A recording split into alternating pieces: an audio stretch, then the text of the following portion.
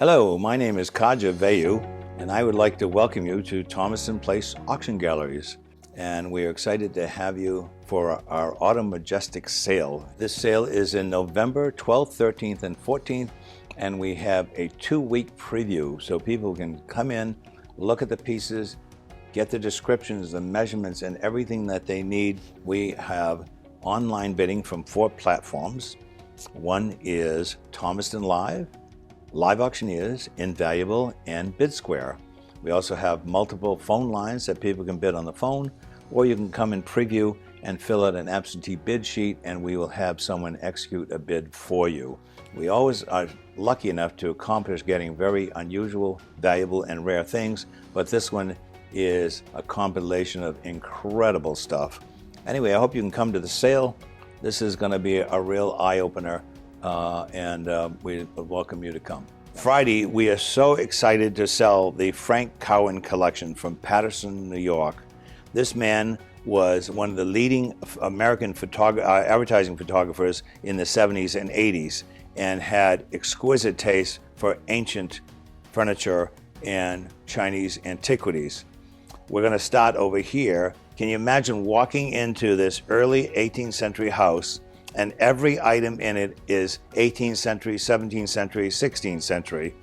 And then the Chinese potteries were thousands of years old. But one of the items that was upstairs in the landing is this amazing chair. This is a wedding chair or lover's chair. It's dated 1648, HC and IC, with a carved heart here, in the original, fine, original old condition for the centuries that it's been used. And someone's going to have an opportunity to own this wonderful and extremely rare 17th century piece of furniture. It is all carved out of solid oak and has survived for centuries. It's interesting because the design of the back and the way it's dated is similar to the 17th century tombstones that they carved in stone. Would have been sort of shaped like that, and would have a date and would have the family initials and stuff. Some of the other things were in the Cowan estate is this wonderful countertop or chest top, little storage chest, was probably used for storing Bibles or things like that. It has 2 drawers in it, one drawer, and it is again all carved in oak. Most of the ancient furniture of this furniture was carved in England and was in the 16th and 17th century.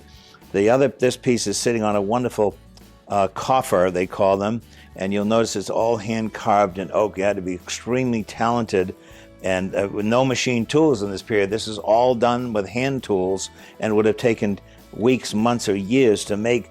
It is all wood peg construction, and this is exquisitely hand carved, and you'll notice the repetitive style of period carving and how wonderfully perfect it is.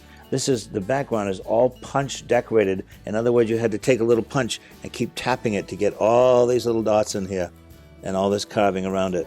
This chair here is 1571 and has the owner's initial carved in the back, M. If only the chair could talk and we could find out who had done it.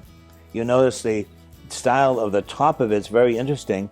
It looks like the top edges of a castle, the turrets of a castle in here.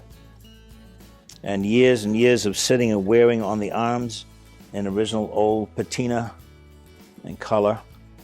Again, Frank tried to get museum pieces, examples of the Jacobean and Elizabethan period in his home. Again, another 17th century carved coffer, and these are again all in oak.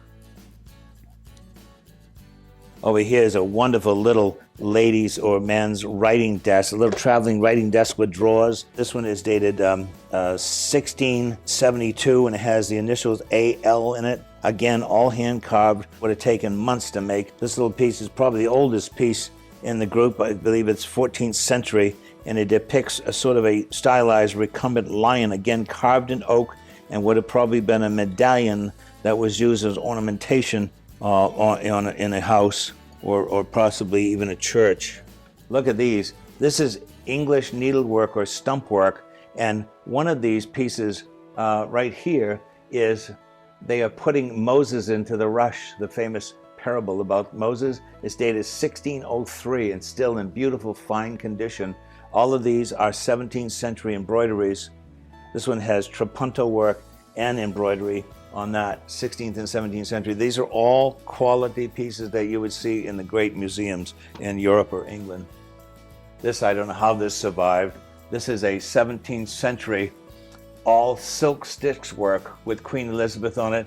And it's interesting because it has a square sundial down here and a leopard here, lion there, deers on the top, a unicorn over here, and guardians on the side. When we found this in the living room, we were just stunned that it could have survived. All these things are in the sale and they're all unreserved. This was one of Frank's favorite pieces. In the 1970s, he paid $80,000 for this rare cabinet. It's all carved linen fold design on the doors. The door panels have the mistress and Mr. of the house. But what's interesting about it, we're still researching, this looks like a papal crown in here, and you'll notice the shield with a fleur-de-lis. And so we're pretty sure, even though it's an English cabinet, it was made for French royalty. This is a wonderful hand-carved Elizabethan shelf piece. This would have been in a dining room, and it would have been fitted with all the early brass candlesticks and ancient pottery and porcelain from the 17th century.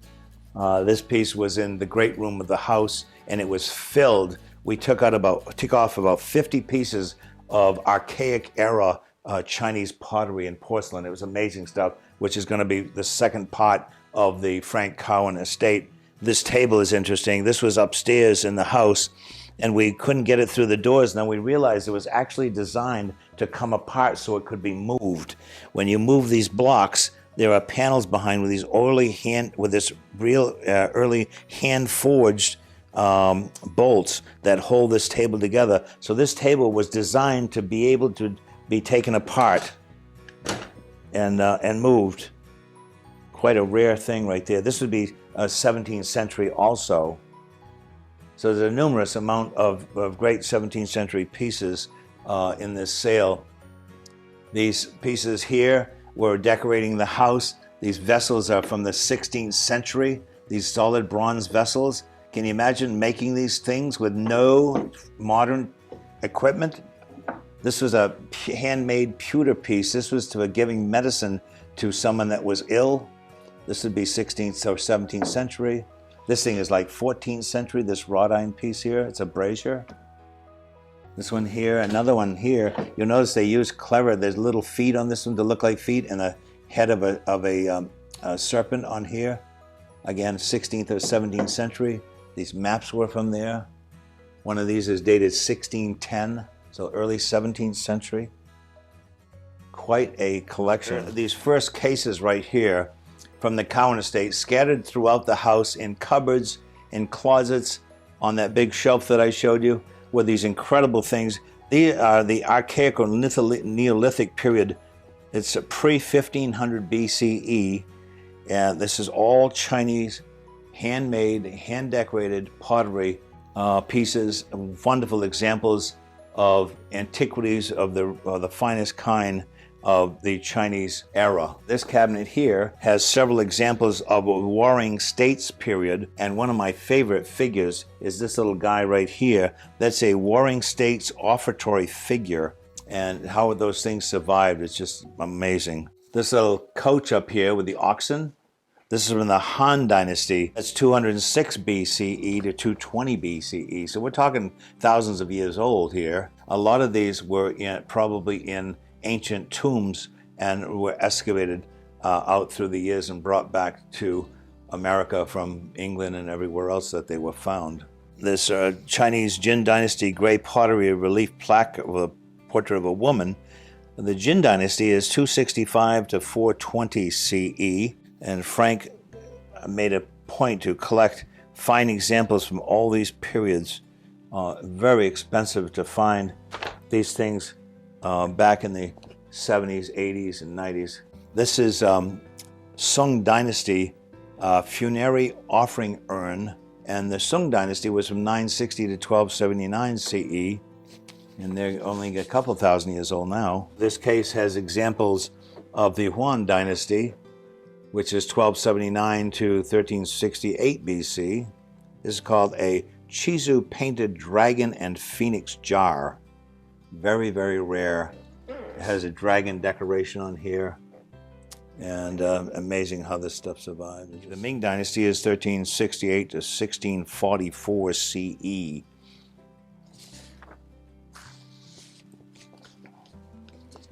And then you're getting into the stuff. This is this covered urn right here. That is the Qing Dynasty from 1644 to 1912 CE. So you're getting into the more modern stuff. Modern, it's only hundreds of years old instead of thousands. And of course we have exquisite examples of blue and white porcelain. That's a dragon vase there from the Qing Dynasty. That's Qing Dynasty. This is all from the